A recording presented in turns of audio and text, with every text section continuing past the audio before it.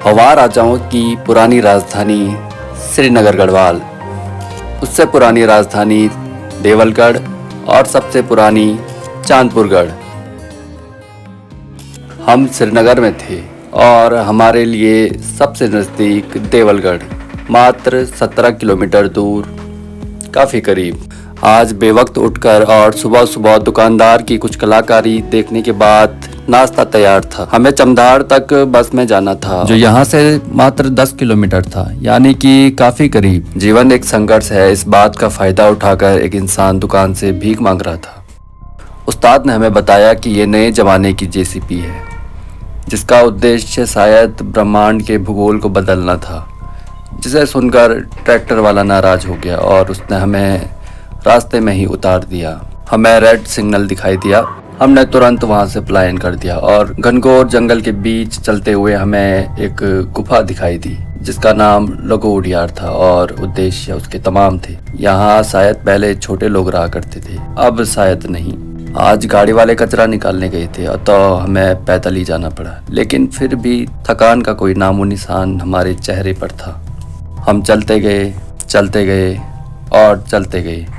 आखिरकार हम मंजिल पर थे। तभी दो टूरिस्टों ने बताया कि मंजिल चट्टान के दूसरी तरफ है, जहाँ जाना स्वर्ग जाने जैसा था।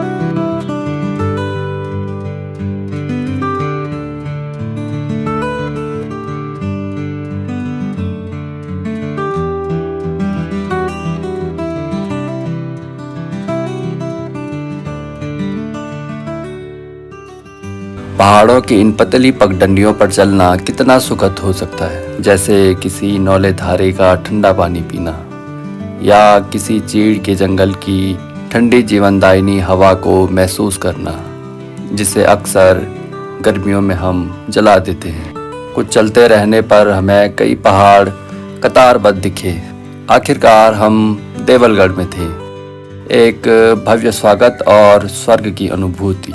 देवलगढ़ का मतलब है देवों का गढ़, और देवों के गढ़ तक आने के लिए पहले आपको मरना पड़ेगा, यानी कि स्वर्ग जाना पड़ेगा। स्वर्ग जाने के लिए तुमको मरना ही पड़ेगा। भाषा स्तर पे बहुत गरीब हो यार, मतलब शब्दों की कोई है ही नहीं तुम लोगों के पास बैलेंस। और स्वर्ग जाने के लिए कम से कम आपको 3 किलोमीटर की चढ़ाई चढ़नी पड़ेगी, जो कि चमदाड़ से चढ़नी पड़ेगी।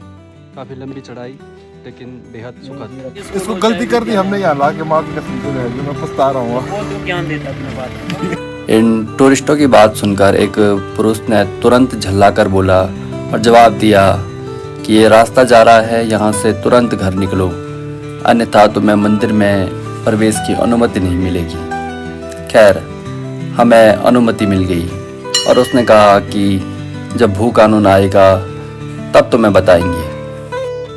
देवलगढ़ के मुख्य मंदिर, जिसमें गौरा देवी मंदिर, सत्यनाथ भैरव मंदिर, महाराज राजेश्वरी मंदिर और मुरली मनोहर मंदिर जैसे तमाम छोटे बड़े मंदिरों के दर्शन करने के बाद और राजा अजयपाल के समय की बनी गुफाओं को एक्सप्लोर करने के बाद और इन सब का खूबसूरत नज़ारा उठाते हुए हम घर को वापस आ गए।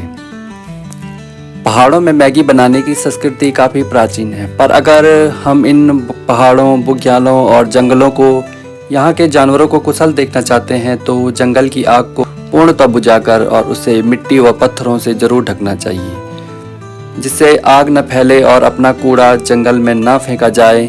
तो ये खूबसूरत जंगल शायद हमेशा हमें शुद्ध हवा और पानी देते रहेंगे।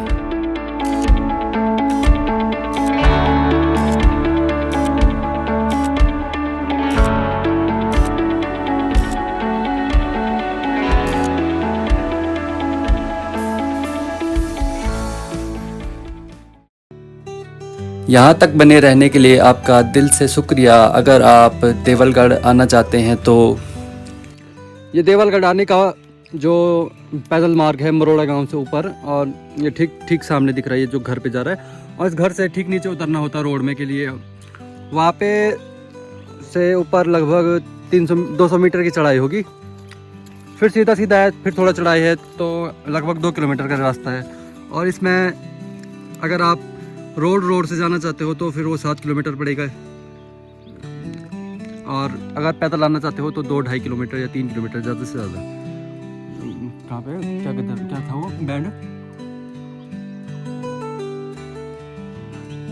चमधार से 7 किलोमीटर है देवलगढ़ की रोड और 3 किलोमीटर के करीब पैदल, 3-4 किलोमीटर पैदल तो आ सकते हैं आप। बढ़िया ट्रैक है, काफ़ी सुखद, काफ़ी शानदार, काफ़ी मज़ेदार और काफ़ी इंजॉयबल। नीचे आते समय हमें अधिक वक्त नहीं लगा, तब तक आप हमारे चैनल पर देख सकते हैं राजा अजयपाल के समय की बनी गुफाओं की एक्सप्लोर वीडियो, और हमारी देवलगढ़ पर एक विस्तृत वीडियो आने वाली है जिसको देखने के लिए आप हमारे चैनल को सब्सक्राइब करें और लाइक का बटन ज़रूर दबाएं। बहुत बहुत धन्यवाद। पक्का नहीं भेजूंगा। बताइए, चलो शायरी। दिलदार को घायल बना दिया और सोना दिया सोनार को झाड़ू बना दिया। आप